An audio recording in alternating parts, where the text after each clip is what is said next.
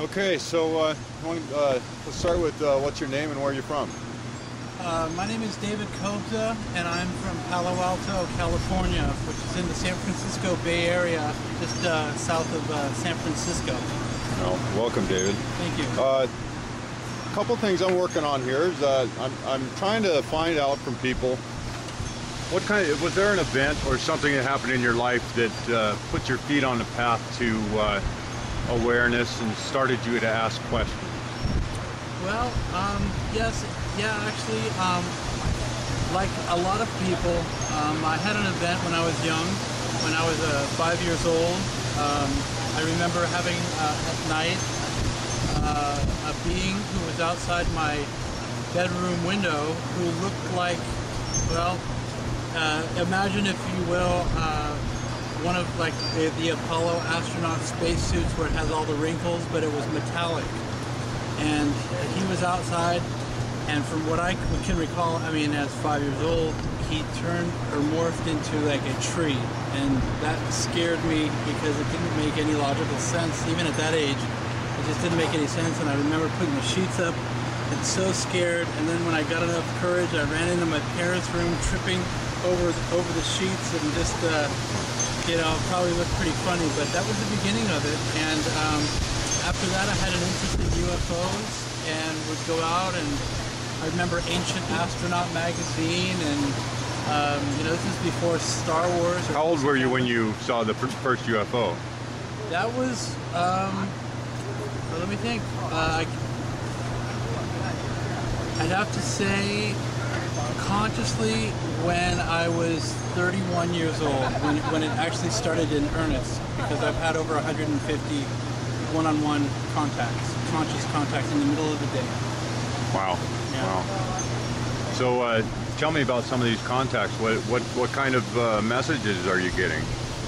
Well, the message that I get, and I want to convey to everyone out there, is that we have had to go through this period of time when we needed to, I guess, get away from how we should be living life, and that is from our hearts first, and then our minds.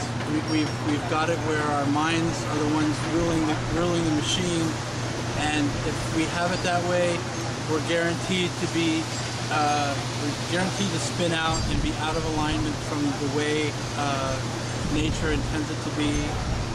Our hearts are a portal and a conduit for us to understand love or God or the ocean of consciousness, the grand ocean of consciousness of which we are sparks.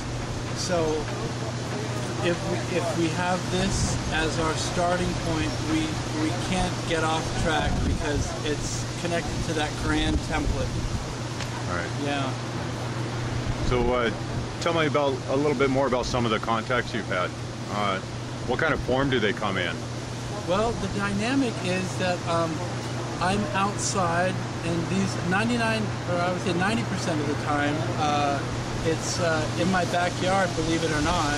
I have an isolated backyard enough with nature, and I'm just in a recliner chair, kind of a sun chair, and basically outside.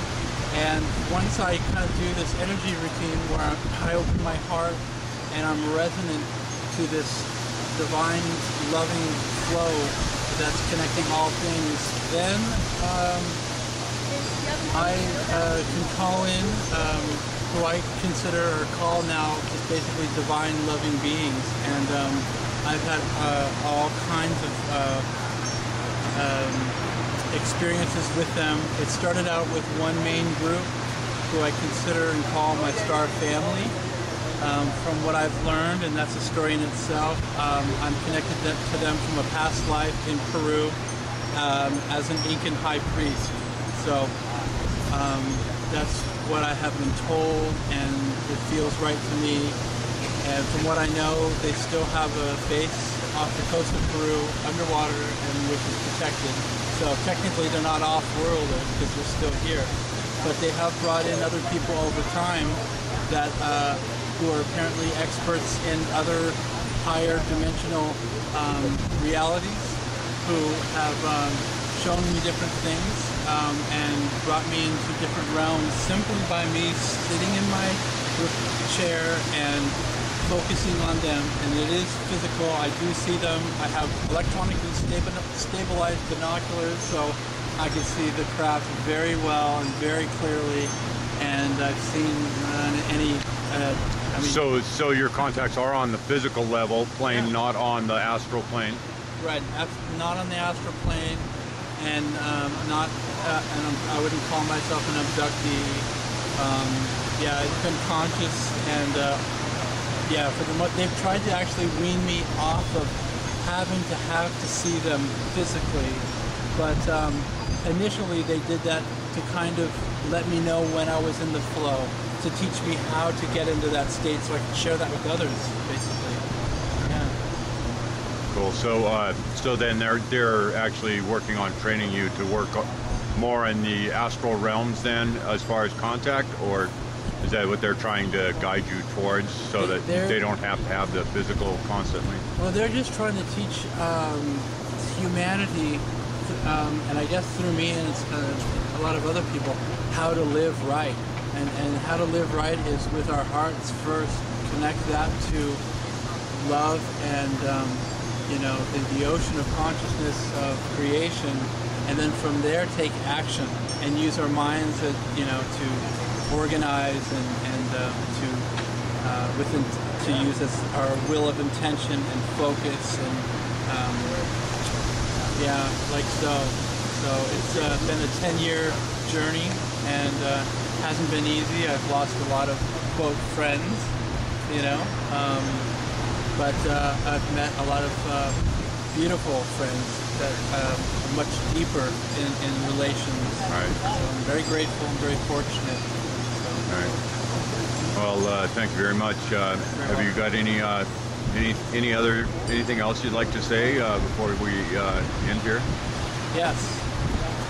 I'd like to say to everybody out there that there is so much more love than anything you might hear about any groups that are to be feared. We've been programmed, and when you connect with love, it is like a shield. There's so much support out there for us to open up at this time, that if you are using love and you are opening your heart with love and light